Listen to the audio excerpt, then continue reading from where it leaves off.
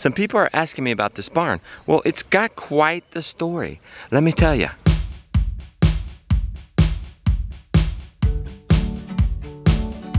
Oh no. I woke up and looked out my window. And what do I see? I forgot to put up the Cornish cross.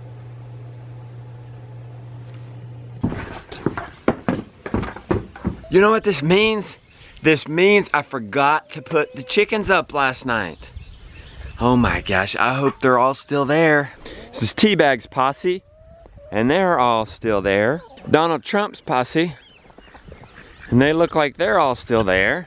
That's another reason why I love these electric poultry nets, because if you forget to put the birds up at night, which is rare, the poultry net is protecting them from predators. So a predator has to get through the poultry net and the coop. So here's the deal. Best practice is to put the birds up at night. I've been doing this for 10 years. I've been keeping chickens for about 10 years. You know what that means? That means I've put these guys up over 4,000 times. Yes, 4,000. More than 4,000 times. 7 days a week, 365 days a year. You think it would become a habit. But still, every once in a while, I forget. Let's be real with ourselves. Even the Chicken Ninja Master forgets and makes a stupid mistake. It's textbook. You put up the birds at night, but textbook doesn't deal with human error.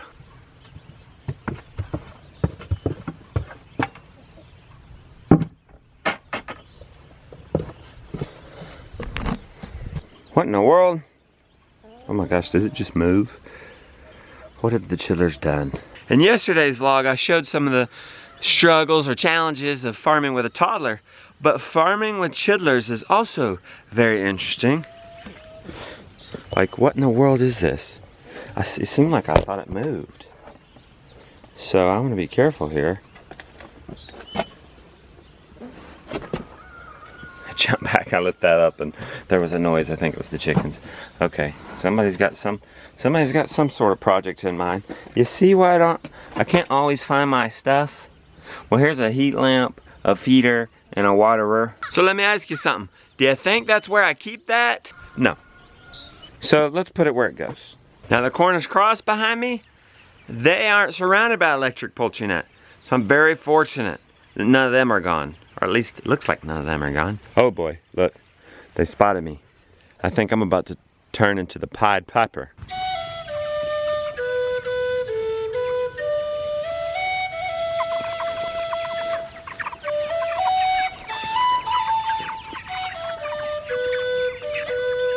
So how in the world am I gonna round up all these Cornish cross first thing in the morning? I'm gonna work with nature, of course. These guys are hungry. I'm gonna lure them in with some food.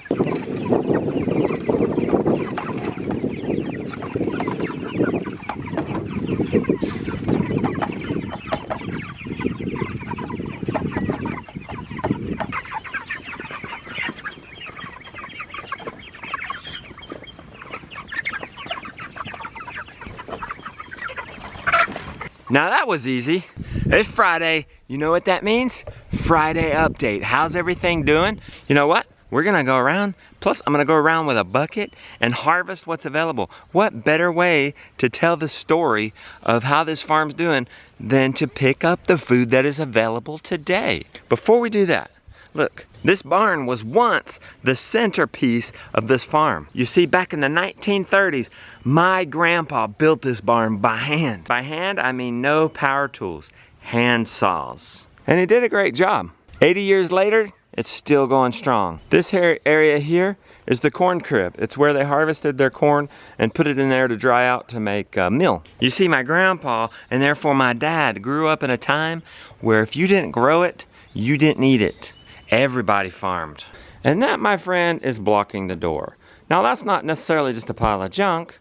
These are metal scraps waiting, piling up, accumulating, and then they'll be taken to the metal yard to be recycled and we'll get a little bit of money for them. My dad keeps his mower in here. We store a trailer in here. Excess trash. This is cool.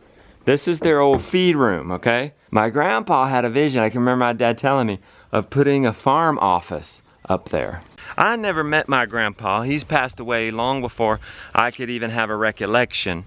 But we really appreciate his investment, not in just this barn, but this entire land during the Great Depression, working hard off farm, working hard on farm to make this a reality. And little did he know that me, third generation, my children, fourth generation, would be bringing back the farm. You see, my dad, like many people of that generation, left the farm. They forsook it.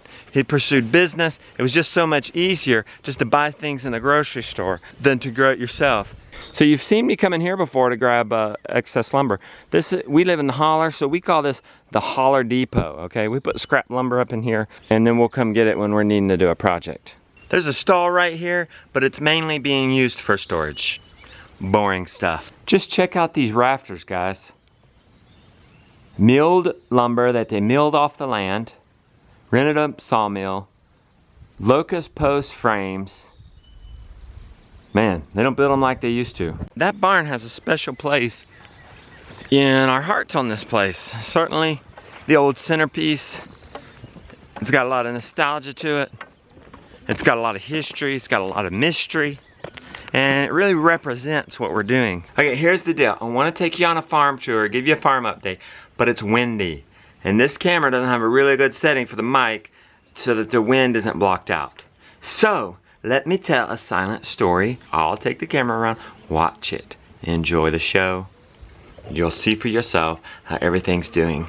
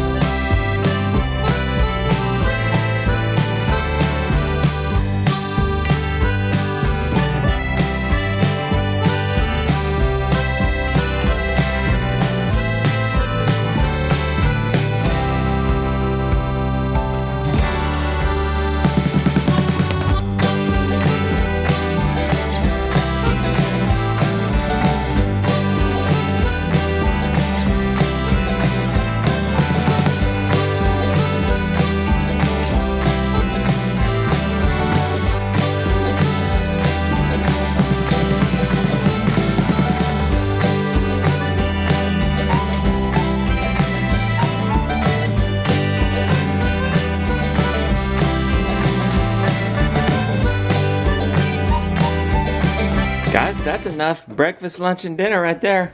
That's the tour. I didn't show you the cows because I can guarantee, they're not in milk right now, so it's not too exciting. I can guarantee you what they look like. Ready? They're standing out there chewing their cub right now. Oh, I didn't show you the turkeys. Well, we don't run the light on them anymore. We keep them in here at night and when it's raining. But during the day, Jonah puts them in this box and takes them outside. You wanna know how to get chidlers to do farm chores? Get them in on the cut of the farm. I said, you know, Jonah's just started stepping up and doing that. And I said to him, I said, you keep that up, Jonah, you can have one of those turkeys to sell. And that's a huge incentive for an 8-year-old. So that was how the veggies and the animals are doing. Well, now it's time for the human being check. Hey, Bert, how you doing? Good. Uh-oh, you got a little cough? She says good and then starts coughing up a lung. You got a little cold? Yeah. Okay, you look nice in your mermaid shirt this morning. And the Mama Bean, how you doing? I'm doing good. I got a little bit of the same cold that the kids have. But I've been hitting it hard, so. What have you been hitting it hard with? I've been using Master Tonic and colloidal silver, garlic, homeopathy, cell salts. Oh, I see your stash here. elderberry, Master Tonic, colloidal silver. Okay, let's sneak back here and check on the other chidlers. I think they're still asleep. Oh, how precious.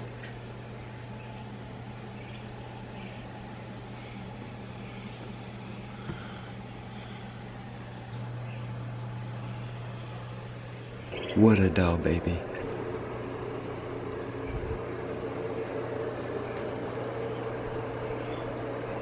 There are 3 angels asleep in our house, Mom. There are 3 angels in the back. I know. And they're all asleep still. You're up bright and early. Oh, you get some cuddlings when you get up early and see the mom.